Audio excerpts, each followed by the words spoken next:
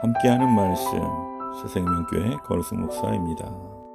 발락이 다시 그들보다 더 높은 고관들을 더 많이 보내매 그들이 발람에게로 나아가서 그에게 이르되, 십볼의 아들 발락의 말씀에 청하건대 아무 것에도 거리끼지 말고 내게로 오라. 내가 그대를 높여 크게 존귀하게 하고 그대가 내게 말하는 것은 무엇이든지 시행하리니 청하건대 와서 나를 위하여 이 백성을 저주하라 하시더이다. 발람이 발락의 신하들에게 대답하여 이르되, 발락이 그 집에 가득한 은금을 내게 줄지라도 내가 능히 여호와 내 하나님의 말씀을 어겨 덜하거나 더하지 못하겠노라. 그런즉 이제 너희도 이 밤에 여기서 유숙하라. 여호와께서 내게 무슨 말씀을 더하시는지 알아보리라. 밤에 하나님이 발람에게 임하여 이르시되, 그 사람들이 너를 부르러 왔거든 일어나 함께 가라. 그러나 내가 네게 이르는 말만 준행할지니라.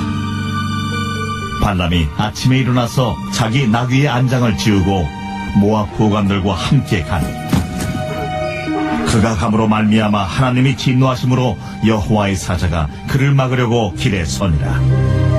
발람은 자기 나귀를 탔고 그의 두 종은 그와 함께 있더니 나귀가 여호와의 사자가 칼을 빼어 손에 들고 길에 선 것을 보고 길에서 벗어나 밭으로 들어간지라.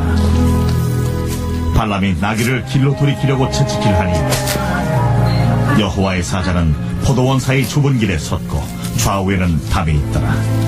나귀가 여호와의 사자를 보고 몸을 담에 대고 발람의 발을 그 담에 짓누름에 발람이 다시 채찍질하니 여호와의 사자가 더 나아가서 좌우로 피할 데 없는 좁은 곳에 선지라. 나귀가 여호와의 사자를 보고 발람 밑에 엎드리니 발람이 노하여 자기 지팡이로 나귀를 때리는지라. 여호와께서 나귀 입을 여시니 발람에게 이르되, 내가 당신에게 무엇을 하였기에 나를 이같이 3번을 때리느냐? 발람이 나귀에게 말하되, 내가 나를 거역하기 때문이니 내 손에 칼이 있었다면 곧 너를 죽였으리라. 나귀가 발람에게 이르되, 나는 당신이 오늘까지 당신의 일생 동안 탄 나귀가 아니냐? 내가 언제 당신에게 이같이 하는 버릇이 있었더냐? 없었느니라. 본문에는 매우 독특한 사건이 나옵니다. 나귀가 말을 하는 놀랄만한 사건입니다. 하나님은 나귀의 입을 여시면서까지 불의의 싹을 따라 길을 떠난 발람을 깨우치기 원하셨습니다. 어떤 행동을 취하기에 앞서 우리 자신에게 어떤 질문을 해야 할지를 본문을 묵상하며 깨닫기를 원합니다. 발락이 발람에게 장로들보다 더 높은 고관들을 보내어 이스라엘을 저주해달라고 재차 요청하자 발람은 하나님이 다른 말씀을 주시기를 기대하면서 하룻밤을 기다렸습니다. 이번에는 하나님이 발락에게 가는 것을 허락하셨습니다. 그러나 하나님이 지시하는 말씀만을 전해야 한다는 조건을 붙이셨습니다. 발람이 엄청난 보상을 약속한 발락의 요청에 즉각 따라 나서지 않고 하나님의 말씀을 들으려고 했고 하나님이 가라고 허락하신 말씀을 듣고 떠난 것은 큰 문제가 없어 보입니다. 하지만 발람이 나귀를 타고 고관을 따라 길을 떠나자 하나님이 진노하셨습니다.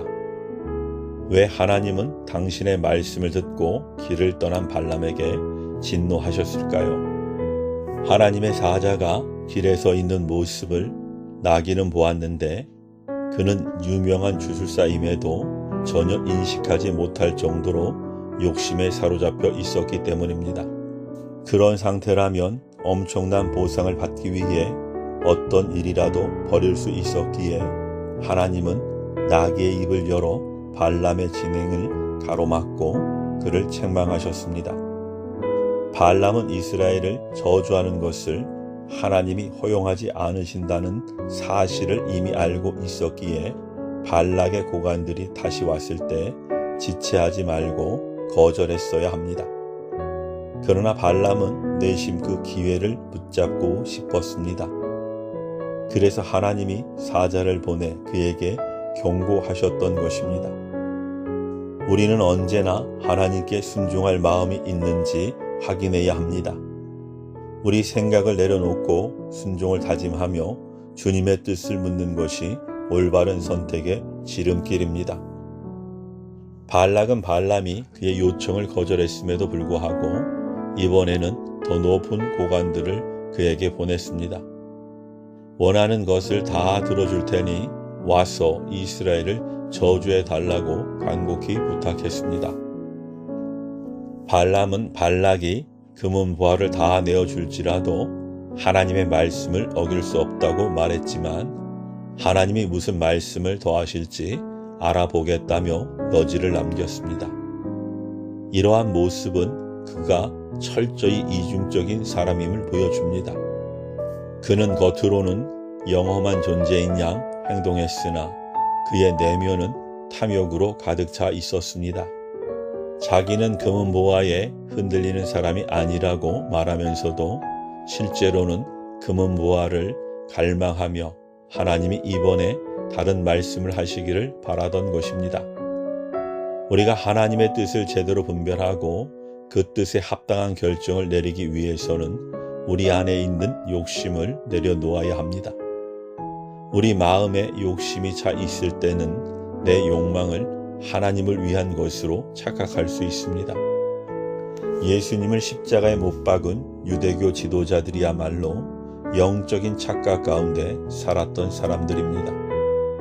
그들은 예수님을 죽이는 것이 하나님을 위한 일이라고 확신했습니다. 하지만 그들은 자신들의 권세를 계속 침해하는 예수님을 제거하고 싶었을 뿐입니다. 우리는 어떤 일이든 우리의 이기적 욕심과 욕망을 따라 결정하지 않았는지 깊이 헤아려야 합니다. 하나님이 우리 마음을 정직하게 비춰주시기를 기도해야 합니다. 정직한 성찰 속에서 기도하는 자들을 하나님이 기뻐하시고 선한 길로 인도해 주실 것입니다. 우리는 자신의 결정을 행동으로 옮기기에 앞서 내면을 들여다보아야 합니다. 과연 하나님께 순종할 마음이 있는지, 이기적인 욕심을 버리고 주의 뜻을 진지하게 분별했는지 물어야 합니다.